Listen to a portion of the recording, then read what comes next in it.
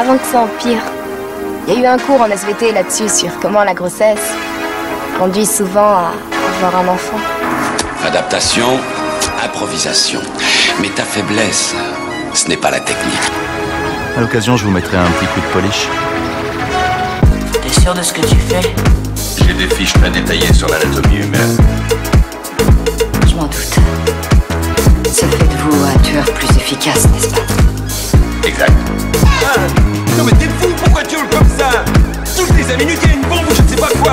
Bonjour à tous et bienvenue dans notre podcast 3 Actus Ciné, sinon rien, avec moi pour m'accompagner Moss. Bonjour tout le monde. Et Gino. Salut tout le monde. Et le principe de l'émission est simple, on commentera 3 actus qui ont secoué les réseaux sociaux, on en débat ensemble dans les cases commentaires, afin que vous puissiez également vous exprimer, nous essaierons dans la mesure du possible d'y répondre. Le retour des Looney Tunes, James Gunn est-il un génie? Et une autre adaptation d'un célèbre jeu vidéo, et ça commence maintenant. Commissaire, on nous communique que la police a découvert que la victime du second meurtre portait le même nom que la femme tuée ce matin. Monsieur le commissaire, est-il exact que ces 2 meurtres ont été commis dans le même ordre que l'annuaire? Première news, la bande-annonce de Space Jam 2. 25 ans après Space Jam, Michael Jordan passe le flambeau à LeBron James pour Space Jam Nouvelle Ère, un nouveau mash-up complètement barré. En 1992, à la mi-temps du 26e Super Bowl, les spectateurs américains découvraient une publicité hallucinante dans laquelle Michael Jordan, la légende du basketball américain, joue un match aux côtés de Bugs Bunny. Cette publicité pour une paire de Nike va tant faire réagir que le studio Warner Bros va le décliner dans une série de spots publicitaires puis dans un long métrage Space Jam. Une des rencontres cinématographiques les plus incongrues sort en 1996 et devint un objet générationnel. Cette fois-ci, c'est LeBron James qui se retrouve contraint de disputer un match contre un algorithme surpuissant dont Shadow joua le rôle de la matrice dans une réalité numérique alternative pour récupérer son jeune fils Cedric Joe. Une version modernisée de Space Jam donc à l'intersection entre Matrix, Code Lyoko ou le monde de Ralph. Voilà qui devrait rapporter un gros sou à Warner. Aux États-Unis, le film doit sortir le 16 juillet 2021 en simultané sur la plateforme HBO Max et dans les salles obscures. Si les salles de cinéma réouvrent à temps de ce côté de l'Atlantique, le film sortira en salle dès le 14 juillet. Alors question messieurs, avez-vous déjà vu le premier film et avez-vous aimé celui-ci et qu'attendez-vous de ce deuxième opus avec cette bande-annonce? On commence par Mus. Ouais, moi, en fait, c'est vraiment parce que dans ton intro, t'as parlé d'objets générationnels cultes. Je vais être honnête, j'ai jamais vu le film. Évidemment, je le connais, le premier, hein, par les oui. J'ai jamais eu l'occasion de le regarder parce que j'ai pas grandi avec, tu vois. Enfin. Ah ouais, je suis surpris, tiens, tu vois. Non, même pas. Et j'avoue, après, ouais, mais puis le truc, c'est que tu vois, après, en tant qu'adulte, j'avoue que ça m'a jamais vraiment attiré, surtout que ça a dû prendre un petit coup de vieux, j'imagine. Ah oui, quand t'étais jeune, quand même, vu qu'on est de la même génération, et toi qui étais un grand fan de sa cartoon avec Philippe Dana, c'est paradoxalement, oui, c'est vrai, exact. Et belle référence, très belle référence. J'adorais sa cartoon, mais j'avoue que non, le film, ça m'a jamais fait bander. Putain, moi j'avais la cassette, jeune, moi. Tu me diras, j'expliquant cela. Mais non, donc j'ai jamais vu. Donc voilà. Après, par contre, pour ce film, j'ai vu la bande-annonce. Bon, c'est évidemment orienté pour le jeune public, mais je pense qu'il y a moyen que ce soit fun. Sûrement à l'image du premier d'ailleurs. Puis ça pourrait peut-être faire découvrir à la jeune génération aussi les Looney Tunes, parce que finalement, nous, on a un peu grandi avec ces dessins animés-là. On en a connu les Bibi et le Coyote, les Animaniacs et compagnie. Enfin, il y en avait plein, quoi, tu vois, et qui était très sympa, mais ça passe plus vraiment. Tu vois, ça a un peu disparu, de nos télés. Ouais, c'est ça. C'est plus ces dessins animés. Ça peut être l'occasion, tu vois. Donc, je me dis pourquoi pas. Franchement, je pense, évidemment, on est en 2021, encore heureux. Ça a l'air bien fait, tout, au moins sur le plan technique. Après, il faut voir si les gags sont rigolos, tu vois. Donc, pourquoi pas. Ça peut être un divertissement honnête, je pense. Il y a moyen. Wait and see. Et toi, Gino? Ouais, écoute, bien évidemment, moi j'avais vu ce premier film, je pense avoir fait des pieds et des mains à mes parents pour acheter la cassette vidéo. Putain, l'époque. Pareil. Et je pense que si je cherche, je devrais pouvoir la retrouver aisément dans des vieux cartons. Mais bon, il faudrait que je retrouve ce que les plus jeunes d'entre vous ne connaissent peut-être pas, un magnétoscope, pour pouvoir la regarder. Et Bill Murray. Mais du coup, ça reste un film d'enfance. Hein. Faut vraiment le comprendre comme ça. Et c'est vrai que la partie animée, gamin, me faisait mourir de rire. Voilà, c'était les gars qu'on connaissait de sa cartoon, de ce genre de choses. C'était vraiment ce qu'on voyait à l'époque pendant une demi-heure avant le match du dimanche soir de Canal, et que tu voyais maintenant sur 1h30 quasiment, un petit peu moins même. Je crois que c'est 1h20 le film à peu près. Oui, c'est à peu près ça.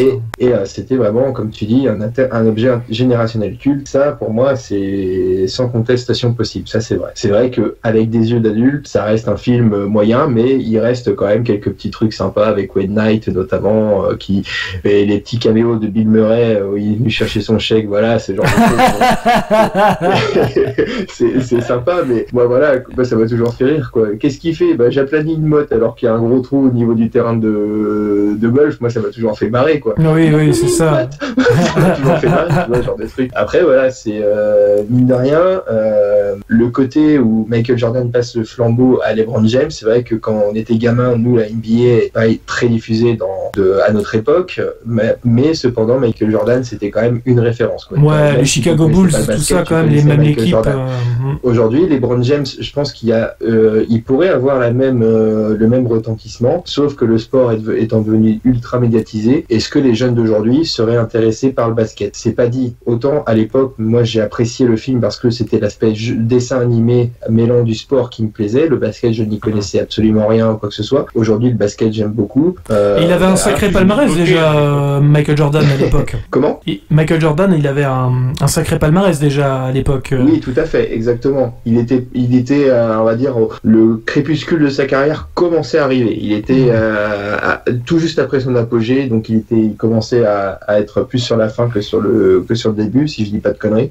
Mais c'était un bon film. Par contre, j'ai l'impression que sur le deuxième opus, pour anticiper la deuxième question que tu évoquais, la bande-annonce me plaît bien. Il y a quand même un côté animation qui a l'air complètement maîtrisé, à une seule exception, c'est l'espèce de Snoke de Warner, c'est tout. Mais sinon, le fait de ne pas avoir implémenté LeBron James à l'identique de Jordan qui était dans sa vraie peau dans le monde des Toons, et que là ils ont transformé LeBron James en animé, je trouve ça intéressant. Oui, je trouve ça très bien, ça change un peu le concept. Il y avait aussi le côté où dans le premier ils avaient fait appel à 3-4 célébrités de NBA, donc il y avait Charles Barkley et Patrick Ewing dans ce que je me souviens dans le premier. Là ils ont fait appel à Anthony Davis, si je dis pas de conneries, et à Damian Lillard notamment, pour les plus connus dans les joueurs de NBA. Donc non, ils perdent leur talent, pardon. C'est ça, ils perdent leur talent dans le film. Dans le premier. C'est ça. Tout à fait. Ouais. Et ça, je trouve que c'était bien exploité. Et les joueurs, c'est bien fait. Même si c'est pas des acteurs de base, je trouvais qu'il le jouait plutôt bien, avec beaucoup d'autodérision. Donc c'est intéressant à voir si, comme je te disais en off, la seule chose c'est le pitch de base qui me semble. On comprend pas grand chose. Hein. C'est ce que tu me disais en off. Ouais. C'est-à-dire que dans le premier, pour te dire, Musk, toi en plus qui a pas vu le premier, ça va être intéressant justement de les comparer.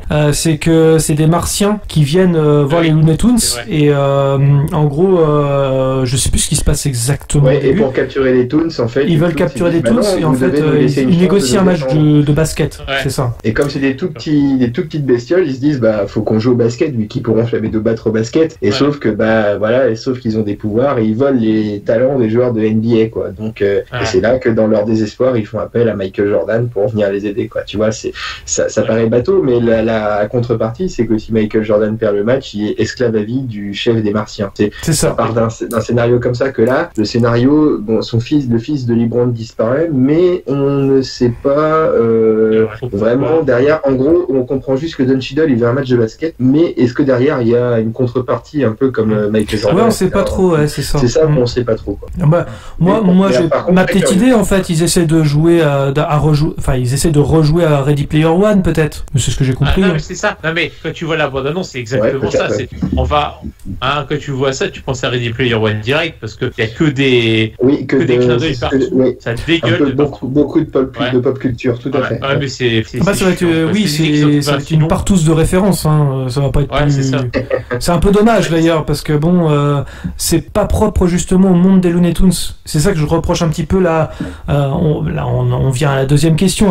Qu'attendez-vous de ce deuxième opus? Ou en tout cas, qu'est-ce que vous avez aimé dans cette bande-annonce? J'aime beaucoup l'aspect graphique, j'aime beaucoup le côté passage de flambeau, effectivement, avec LeBron James. Mais pour le reste, au niveau d'histoire et tout, oui, c'est pas vraiment des Looney Tunes. On va mettre plein de références dont Warner a les droits. Bah ouais, bof quoi. Je comprends pas l'idée quoi. Alors oui, il y a The Mask, oui, il y a il est revenu dedans, enfin le clown sale. Je fais ouais bof. Le géant de fer aussi, j'ai cru après apercevoir. Et hop, ça fait des articles cinéma pour dire vous avez vu les 25 références dans la bande annonce. Et paf, ça fait des articles, paf, ça fait du putaclic. Ouais bof quoi, c'est dommage. Alors que les Looney Tunes déjà niveau référence c'est bien fourni à la base. Il y a pas besoin d'en faire des tonnes en fait. Ouais c'est ça. Tout à fait. Mais par contre tu vois, à force qu'on en discute comme ça, tu relevais justement ce point-là, mais moi je suis en train de me poser la question, à qui s'adresse le film en fait au départ, vu que les Looney Tunes c'est vraiment plus notre génération, est-ce que c'est pour des fans nostalgiques du premier Space Jam, ou c'est pour conquérir des jeunes? Et dans ce cas-là les notions de pop culture avec le géant de fer et tout, c'est pas vraiment leur génération, tu vois, c'est ça, les deux. Et c'est ça qui est un peu étonnant. Ouais, je pense qu'ils veulent ramener le plus de monde possible. Est-ce que les jeunes s'intéressent vraiment au basket en dehors des États-Unis par exemple? Est-ce que les jeunes aujourd'hui en France, est-ce que les LeBron James ça leur parle autant que aujourd'hui Kylian Mbappé sur le football par exemple, tu vois? Alors en France on n'est pas très basket à la base voilà, déjà. On est plus foot que voilà. Aux États-Unis par contre le basket c'est un peu comme le Super Bowl, c'est vraiment une compétition qui a suivi quoi. La Warner ne s'est pas trompée en sélectionnant LeBron James. Il y avait que lui ou James Harden qui aurait pu être assez charismatique, emblématique de la NBA d'aujourd'hui pour interpréter un rôle aussi important que celui-là. Mais donc là, pour les fans de basket, ils visent juste. Mais par contre, c'est est-ce que au niveau génération, le jeune public d'aujourd'hui, est-ce que les Looney Tunes, ça leur parle beaucoup? Je ne sais pas. Ouais, c'est un petit peu la question qu'on peut se poser. Les Looney Tunes n'ont pas le vent en poupe comme dans les années 90, voire même 80. Donc c'est un peu étonnant. Alors peut-être une réhabilitation des dessins animés, peut-être qu'il y a justement le but c'est de sortir des nouveaux dessins animés sur HBO Max, qui en fera un argument marketing assez plutôt sympa quoi. On a revu carrément aussi, ça paraît anodin, mais le look de Lola Bunny pour qu'elle fasse moins sexy. Peut-être voilà pour avoir d'autres dessins animés. On n'aura peut-être pas Pépé le putois dans cette. Je crois qu'il a été supprimé, il me semble, ou un truc comme ça. Donc non, il était dans le premier, ouais. Oui, il était dans le premier, mais pas dans le deuxième, je crois pas. Enfin, il me semble pas. Et oui, autre temps entre mœurs, on dit. Tout à fait. Non, mais par contre, pour revenir au premier, moi je sais que j'avais beaucoup aimé le premier. Je l'ai revu il y a pas longtemps. Donc Michael Jordan, oui, c'est un petit peu compliqué parce que c'est un fond vert tout le temps dans quoi il joue, et des fois son regard ne va pas en direction, de la bonne direction par rapport aux Looney Tunes. Donc c'est un petit peu embêtant. Sinon, le scénario était plutôt sympa. Franchement, pour un gosse comme moi, le découvrant, c'était quand même pas mal. Moi, je l'ai regardé plusieurs fois, et puis les gags étaient sympas. Le match de basket, il est juste génial. C'était un délire complètement assumé. C'est parti, voilà, de la pub de Nike qui était diffusée pendant les matchs, je crois. Voilà, ils se sont dit allez, on prend le pari, on en fait un film. Ouais, ça c'est fou. Le jeu. Ça et techniquement parlant, pour l'époque, c'était quand même bien fait. Donc ouais. Et il y avait des références aussi aux autres films Warner Bros aussi également. Je repense à ça parce qu'il y avait des références à Tarantino également dans le dessin animé, en tout cas dans le match de basket avec Sam le pirate qui désingue des dents avec des flingues avec la musique de Pulp Fiction. Je sais pas si tu te souviens, mais oui, je me souviens de ça. Et du coup, je me pose la question, Gauthier, question subsidiaire. Quel sera le thème emblématique qui va remplacer la chanson de R. Kelly, I Believe I Can Fly du premier? Ça va pas être évident. Ça va pas être évident. Je sais pas. Est-ce que ce sera Weshden? Weshden, ouais, sûrement. En featuring avec Jul. Non, je sais pas. Là, pour le coup, c'est un petit peu compliqué. Est-ce que vous voulez rajouter quelque chose sur cette news, ou est-ce que vous pensez qu'on a fait le tour? Non, mais sur PSG, justement, tu parlais, pour changer, là, LeBron James, il a été complètement matérialisé en toon, quoi, c'est ça? Ouais. Mais après, je pense que c'est plus une question de facilité technique, parce que je suis sûr que c'est plus facile de le recréer en toon que de l'intégrer dans un décor, tu vois. Je pense que c'est aussi une question de... Je pense, c'est moi qui suppute, bien sûr, mais à mon avis, c'est ça aussi. C'est pas qu'une question d'innovation. Je comprends, mais comme t'as pas forcément vu le premier, si tu veux, moi je trouvais cette partie-là intéressante du fait qu'ils ne font pas une pâle copie du premier, rien que sur cet aspect-là. C'est vrai. Tu vois, c'est juste ça. Mais oui, par contre, t'as raison que de faire du 100% animé sur un plan, c'est plus facile que d'intégrer une personne dans le décor des Toons, bien sûr, on est d'accord. Mais je trouve que ça se plaît. Moi, ça me plaît bien. De ce que j'ai vu, je m'attendais à un plus gros navet, une plus pâle copie que ça du premier. Et non, finalement. En tout cas, le fils de LeBron James a l'air de mieux jouer que les gamins de Michael Jordan. C'était affreux. Heureusement, parce que s'il a un rôle important, un minimum. Le meilleur acteur du premier Space Jam, c'était le chien de Michael Jordan. Si petite, allez, je mets un petit pari, je mets une bille dessus que Michael Jordan fera une apparition. Là, il le tease pas, mais je mets une bille dessus. C'est une scène post-générique, putain, tu nous as niqué notre post-générique, putain. Et puis moi, je sais pas vous, mais Space Jam, c'est mon film d'horreur préféré. C'est pas l'horreur, t'as jamais vu Michael Jordan jouer. C'est vrai que par contre ce point-là on peut difficilement leur donner tort. C'est malheureusement. Ah ouais, c'est de vanne. Enfin ouais. Est-ce que vous vouliez rajouter quelque chose sur Space Jam 2, la nouvelle ère? Non, on a été on a fait le tour. Eh bien on va pouvoir passer à la deuxième news, excusez-moi. The Suicide Squad, James Gunn dévoile 2 bandes annonces pour le film. Eh oui, 5 ans après leur apparition dans le mal aimé Suicide Squad de David Ayer, dont les fans réclament le director's cut en vain, pour ma part moi non. Les super vilains sont de retour pour nous jouer à un mauvais tour. Quelques changements dans l'équipe plus tard, la bande de bras cassés de DC Comics est prête pour une nouvelle mission. Les méchants du DCU provoquent explosion en tout genre, et ce pour notre plus grand plaisir ou pas. Le film est pour l'instant toujours prévu pour le 28 juillet 2021 en France dans les salles. Pendant que vous trépignez d'impatience, alors qu'est-ce que vous avez pensé de cette bande-annonce, en tout cas de ces 2 bandes-annonces? À toi Gino. Oh là là, qu'est-ce que j'en ai pensé? Ah bah c'est normal que je commence par toi. Ouais, non, si tu veux, j'ai vu les 2 bandes annonces dont tu fais mention. Ça m'a pas donné plus d'envie de trépigner d'impatience que ça, tu vois, donc je pense que j'irai quand même peut-être le voir pour le devoir professionnel qui nous lie à ce podcast, mais franchement, ça me fait un peu penser à Zack Snyder Justice League.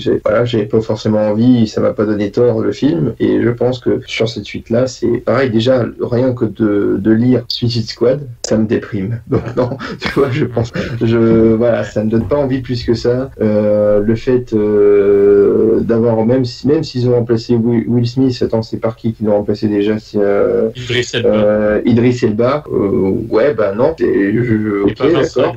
Non, et pas Vincent Elbaz, ça aurait été beaucoup mieux. Voilà, mais non, c'est pas du tout ça. Donc le film pour moi n'est qu'une pâle copie du premier qui était un chef-d'œuvre, qui était déjà une merde. Donc ouais, voilà. Donc comment copier de la merde en faisant de la merde? Bah tu fais de la merde. Et puis voilà, ça me donne pas envie franchement. Et James Gunn, son univers, ils ont à dire que c'est magnifique, c'est formidable. Quand j'ai lu sa filmographie, c'est sûr que quand t'as fait les Gardiens de la Galaxie, ça me donne encore plus envie, tu vois. Donc non, franchement, je ne suis pas client. Mais bon, voilà, je laisse ça aux amateurs de films pourris. D'accord. C'est une très belle analyse, Gino. C'est une analyse complète et pleine d'entrain. Si on se la joue à la 2 heures de perdu pour le défoncer, il y a beaucoup de matière, je pense. Ah oui. Je pense qu'il y a même un podcast hors série qu'on pourrait faire. Ah oui. C'est vrai que 2 heures de perdu, quand ils ont fait le premier Suicide Squad, ils m'ont donné limite presque goût de le revoir juste pour me marrer avec eux en même temps. Oui, mais bon, j'ai pas voulu m'infliger cette souffrance, je préfère écouter le podcast plusieurs fois. Mais tu m'étonnes. Ça. Voilà. Ouais. Mais non, c'est franchement, même le scénario a l'air creux et tout, les personnages, aucun charisme. Et puis même quand tu fais jouer John Cena, il est aussi mauvais acteur qu'il était déjà sur les rings de catch, donc bon, voilà, je suis pas client du tout. Et toi, Mus, qu'as-tu pensé du nouveau Groot en requin? Bah franchement, ça a l'air d'être une véritable grosse merde intersidérale. Franchement, je pense que là, peut battre des records, parce que déjà, il y a un truc que je ne comprends pas, que je ne comprendrai jamais, c'est la hype autour de James Gunn. Ils nous font passer pour un visionnaire du cinéma, mais le mec, qu'est-ce qu'il a fait? Faut arrêter. C'était déjà le cas avec Brightburn, produisait, où il mettait par le visionnaire James Gunn, mais va te faire foutre, où t'as vu que c'était un visionnaire, non mais n'importe quoi. Peut-être parce qu'il écrit Gunn avec 2 N, peut-être ça. Ouais, c'est ça. Non mais franchement, c'est n'importe quoi. Enfin, ouais. Et du coup, ça a l'air d'être de la merde. Alors déjà, pourquoi ça a l'air d'être de la merde? C'est que, alors, ça, en plusieurs points. Complètement personnel. Moi, sur ce genre de film, j'ai besoin de m'inquiéter pour les personnages, qu'il y ait des enjeux, tout simplement. C'est incroyable, un film avec des enjeux, quoi. C'est fou ce qu'on demande, hein. On est vraiment exigeant, quoi. Et du coup, là, dès la bande-annonce, tu sais que t'as pas du tout à t'inquiéter pour les personnages. Ils sont bouffonisés. Bon, ça, c'est typique de James Gunn. Et du coup, enfin, toutes leurs cascades, leurs mésaventures, leurs péripéties ont l'air vraiment, mais what the fuck? C'est-à-dire que c'est pas crédible une seconde.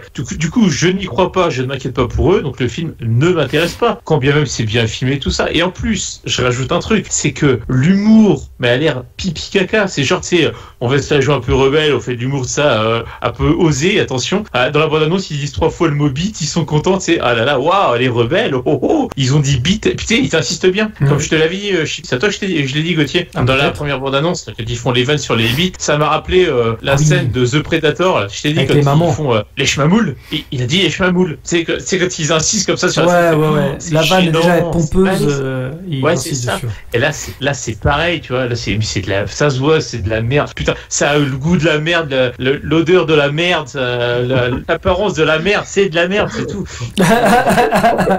En fait, ce genre de film, tu vois, c'est un peu comme les vaccins pour le Covid. On va utiliser une autre technologie toute nouvelle. Là, ils font du tout nouveau cinéma sans script et sans scénario, ça fait pareil. C'est ça. Mais ça a l'air d'être le putain de même film, surtout. De quoi? Ça a l'air d'être... De quoi? C'est pareil, mais en plus coloré. Alors déjà que... Oui. Puis tu sais, Warner 6, ce qui est très drôle, c'est qu'ils ont fait un peu comme le premier Suicide Squad, mais en plus en 3 jours, quoi. C'est-à-dire mais en mode miroir. C'est-à-dire qu'ils sortent une bande-annonce très fun, très colorée à fond, etc. Puis là, ils voient les retours, à mon avis, sur les réseaux sociaux, ils se disent « Oh merde, finalement, c'est peut-être pas ça ce que veulent les gens. » Du coup, dans les jours qui suivent, hop, une bande-annonce un peu plus sombre, hein, avec un petit peu moins de vannes. Ok, ils se disent « On va satisfaire tout le monde comme ça. » Donc ça, c'est encore le film bâtard, qui sait pas sur quel oui. Donc encore une fois, ça va être de la merde, c'est tout. C'est sûr et certain. Ah bah c'est clair. Et comme Gauthier évoquait en off, en plus, la présence de Stallone au casting, mais qui va faire un caméo qui sera encore moins bien que celui qu'il a fait dans Taxi 3, donc moi je suis pas non, ça me va pas. Non mais il fait pas un personnage en CGI, bah c'est pas lui qui fait le requin. Si. Ah bon, c'est lui, j'ai pas compris ça. Oui, c'est ça. C'est pas qu'un caméo. Ah ouais. D'accord. C'est un personnage, effectivement, une voix. Tu vois, j'avais pas compris ça, donc j'avais pas compris la bande-annonce, donc j'ai pas envie de comprendre le film, tu vois. Ah mais c'est drôle ça. Enfin putain, non mais y a rien qui va. D'accord. Et même les acteurs, ils se disent pas putain mais attends, si le chèque est bien, après tout pourquoi se priver. Bah Stallone c'est un peu le Vin Diesel de Groot, hein. Ouais, c'est ça, c'est exactement ça, tout à fait. C'est un très bon parallèle, c'est exactement ça. Donc non, franchement c'est pour ça en fait, il y a un truc qui m'a vachement étonné, j'ai l'impression qu'il y a beaucoup de youtubeurs ciné, donc sur YouTube forcément, qui ont l'air un petit peu hypés, enfin chacun ses goûts, tant mieux. Oui, j'en ai vu un ou deux comme ça, oui. Je comprends pas, après tant mieux, encore il en faut pour tout le monde, hein, c'est sûr. C'est surtout qu'ils doivent avoir une hype pour avoir des vues. Oui, c'est vrai. Et pouvoir faire des postures de miniature. Ben voilà, c'est exactement ça. Enfin bref, ça sent vraiment la catastrophe à tout niveau et aux efforts.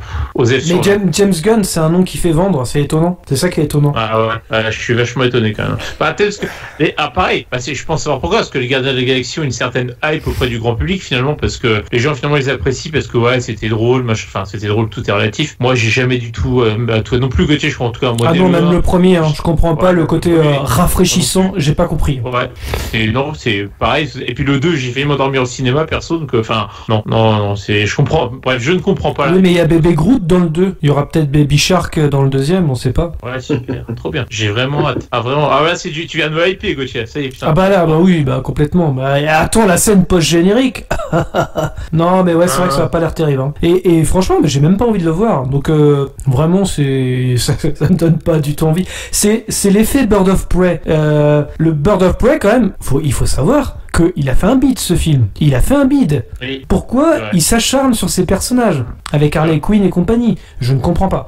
Elle a l'air encore je pense nulle que en c'est plus. une histoire de traitement des personnages. Tu prends un personnage aussi complexe et torturé que peut l'être un personnage comme Harley Quinn dans les comics ou quoi que ce soit. T'as moyen d'en faire un film un peu plus psychologique qu'une vaste comédie dégueulasse d'action, tu vois. Complètement. C'est peut-être plus intéressant si tu faisais du cas par cas comme ça. Là, ils ont pris une mauvaise direction à partir de Suicide Squad et ils arrivent pas à le voir. Je sais pas ce qu'il y a, mais il y a personne pour leur dire qu'ils font de la merde. Mais bon, c'est de la merde qui se vend. Donc bon bah écoute. Suicide Squad, le premier c'est quand même plus de 700 millions au box-office. Hein, donc, oui, mais à l'époque, à l'époque, les gens ne savaient pas que ça allait être de la merde. J'insiste quand même là-dessus parce que on est à l'époque quand Suicide Squad sort en août 2016, on a eu quand même Batman et Superman avant. Donc les gens se disent bon, ils ont quand même bavé sur Batman et Superman, mais ils se disent bon, ça peut être pas mal Suicide Squad. Et en fait, bah non, c'était de la merde. Toutes les critiques étaient d'accord pour dire que bah ce film est une catastrophe. Ils hésitent entre l'humour, entre comment bah non, en fait, ils font du Marvel tout simplement. Ils ont aucune personnalité. On a un Joker malaisant en plus de ça. Enfin, il y a tout qui n'allait pas dans le film. Les personnages qui deviennent des amis alors qu'ils ont même pas quelques heures où ils se connaissent. Enfin, c'est n'importe quoi. Donc à l'époque, on pouvait se dire, même nous quand on y a été, on se dit il y a peut-être moyen que ce soit bien. Il y a peut-être moyen. Malheureusement, bon bah c'était une catastrophe quoi. Donc après comment Suicide Squad, par contre, on pouvait se dire que DC allait pas sur la bonne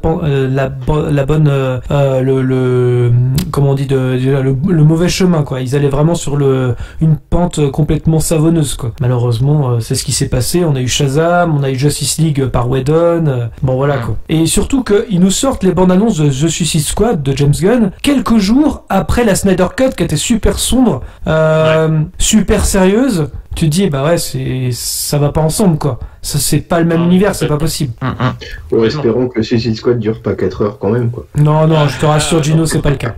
Par contre les gars, blague à part, franchement, enfin, à voir comment nous ça va évoluer chez nous niveau contexte sanitaire, mais les aventures, les cinémas réouvraient et tout, juste y aller en mode on prend des notes et pour faire un podcast où on le défonce, franchement ça me dirait bien, juste pour me défouler, franchement, je serais pas contre. Et là ouais, le film est excellent. Eh ben on le défoncera quand même.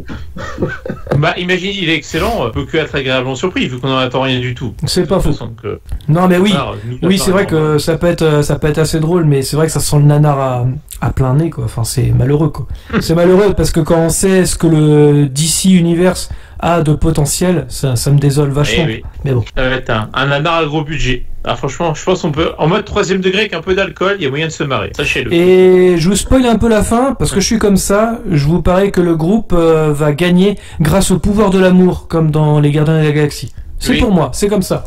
Je le mets. Ouais, mais en fait, il va nous dire que c'est juste du 3ème, encore une fois, justement du 3ème degré assumé, que j'entends bien tout à fait, mais du coup, encore une fois, aux F sur 20, du coup, il n'y a pas d'enjeu. Si vous prenez tout en mode rigolade, en fait, je sais pas. Tu vois, c'est en fait, en plus, c'est comédie d'action, sauf que la comédie n'est pas drôle et l'action est pas intéressante. Donc, en fait, encore une fois, pour moi, aux F. Aux F sur 20. Et bien, on va passer à la 3ème news qui, je pense, sera un peu plus sérieuse et un peu plus intéressante. Ghost of Tsushima, oui, le jeu vidéo va être adapté en film par le réalisateur de John Wick. Selon Deadline, Sony et PlayStation vont développer le long métrage d'une des licences à succès, Ghost of Tsushima.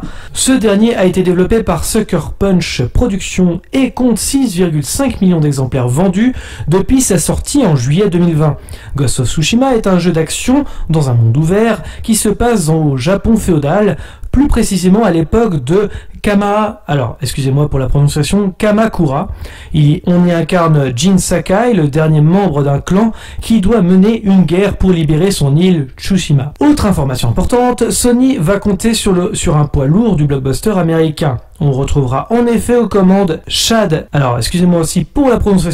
Stahelski, le créateur de la saga de films d'action John Wick, sera donc le réalisateur de l'adaptation au cinéma de Ghost of Tsushima. L'expérience de Stahelski est la virtuosité de la mise en scène, notamment dans les chorégraphies des scènes d'action. On ont sans doute convaincu le studio de s'attacher à ses services.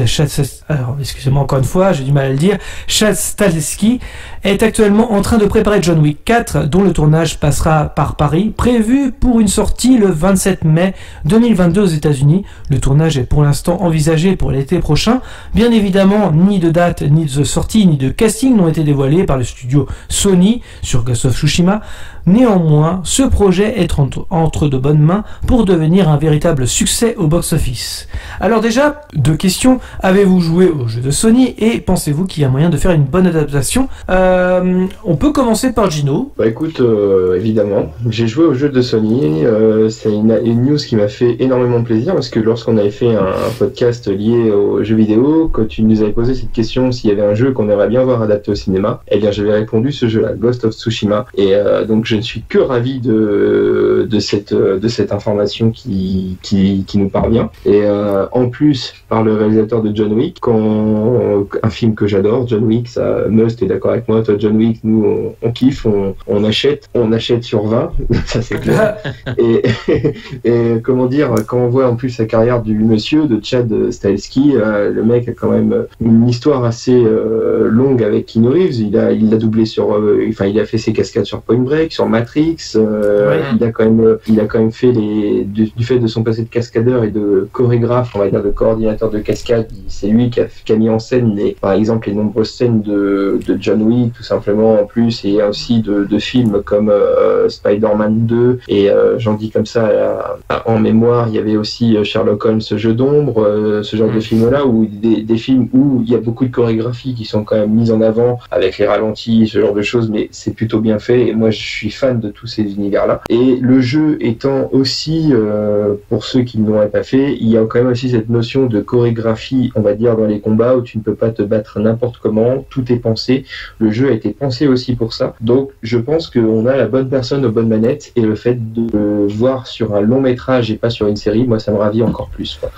Et je pense qu'il y a notamment moyen de faire une bonne adaptation. Après, comme tout, ça dépend avec quels acteurs et tout. Ce que j'espère, c'est qu'on nous pondra pas un Dragon Ball Evolution sur ce jeu-là. Voilà, c'est les genres de trucs. C'est ça qui me fait peur. Ça m'étonnerait. Il y a assez de talent à Hollywood et même sur les terres asiatiques pour trouver des acteurs qui comparaient le rôle de Jin Sakai. Keanu Reeves, par exemple. Keanu Reeves, pourquoi pas, ouais. Non, mais vraiment, je suis sérieux quand je dis ça. Hein. Tout à fait. Toi qui as joué au jeu, justement, je me dis que franchement, il pourrait faire un bon Jin Sakai, vraiment. Ouais, complètement. Ou Hiroki Sakai, peut-être, qui pourrait jouer le rôle aussi. Il a déjà le nom. Il serait pas perdu. Mais non, c'est là-dessus, je pense que moi je suis complètement convaincu.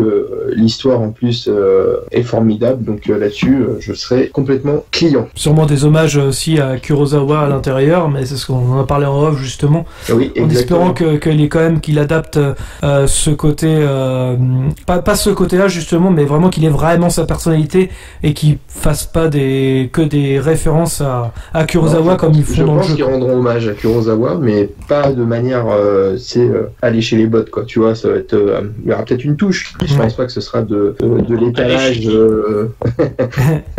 Non, mais je pense pas que ce sera de l'étalage d'hommage ou de référence, de clin d'œil pour dire tiens, regarde, on a fait comme Kurosawa. J'en doute. Voilà. Le jeu c'est juste limité à un filtre où tu pouvais jouer à la manière d'un film de Kurosawa. Je trouve que c'est pas non plus faire étalage et tout ça, donc ça serait respecter aussi le jeu, une tu option, vois, sens, sachant que Sony et PlayStation mettent leur nez dans le développement du film, donc pourquoi pas respecter aussi ce qui a été fait sur le jeu. Voilà, à voir. Et toi, Meus? Eh bien, moi, je n'ai pas joué au jeu. Hein. Du coup, là-dessus, je suis toujours en retard par rapport à vous. Mais bon, c'est vrai que j'en ai entendu beaucoup de bien de votre part déjà, mais aussi de la part d'autres joueurs et puis de la presse spécialisée. Donc, c'est vrai que c'est un très bon jeu. Puis, pour le coup, je me dis pourquoi pas, parce que finalement, des films sur le Japon féodal, des bons, il n'y en a pas 36 000. Il y a peut-être Le Dernier Samouraï et Les Tortues Ninja 3, mais à part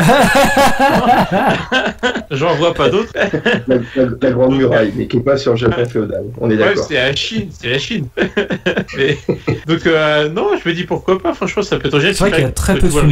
Tu te dis que techniquement, ça peut être vraiment bien, comme tu parlais de Corée et Gino, c'est vrai que les combats et tout, il y a moyen d'avoir quelque chose d'assez péchu et du coup qui donne un bon film, pardon. Donc, franchement, plutôt hypé. Après, c'est toujours pareil. La malédiction des adaptations de jeux vidéo, c'est toujours ça qui plane un peu au-dessus du projet, quoi, tu vois. Donc, à voir voir comment ça va être fait, mais il y a évidemment du potentiel sur le plan de l'histoire de l'univers, et vu la personne qui chapeaute ça, franchement, on peut être résolument optimiste, je pense. Il faudra attendre évidemment d'avoir des premières images, mais ouais, je pense que ça peut être vraiment une bonne idée, ça peut être vraiment sympa. Puis pour le coup, ça va changer, tu vois, des éternelles franchises qu'on voit, reboot, remake, suite et compagnie, tu vois. Pour le coup, c'est une adaptation qu'on n'a pas encore vue. Alors, je suis plutôt content. Donc, oui, puis Ghost of Tsushima, le jeu vidéo est un jeu original, quoi. C'est une création pure et dure. Oui. Donc, c'est pas une suite ou un. C'est ça qui est intéressant. C'est. Une fois, faut le saluer, quoi. Tu vois, c'est pas. Enfin, un film. J'ai eu des films encore une fois, comme je viens de le citer, de grands films sur le Japon féodal, mais ce sera pour le coup, voilà, pas une suite ou un remake ou un reboot. Donc c'est vrai que ça, c'est super bien. On peut le saluer, c'est de plus en plus rare. C'est l'histoire fait mention beaucoup de l'honneur, de la trahison, du sacrifice, tout ça. Ouais. Donc c'est des thématiques qui sont très très importantes, et la dévotion aussi, ce genre de choses. Donc c'est des notions qui peuvent être, si elles sont bien traitées sur un film, c'est très intéressant. De très bonnes surprises, complètement. Bah moi, pour avoir fini le jeu il y a pas très très longtemps, donc c'est encore frais dans ma tête, je suis assez d'accord sur les thématiques abordées. J'ai un peu de mal avec ce que je disais à Gino justement en off, avec le méchant qui est un peu cliché, mais sinon globalement oui, les thématiques abordées sont super intéressantes.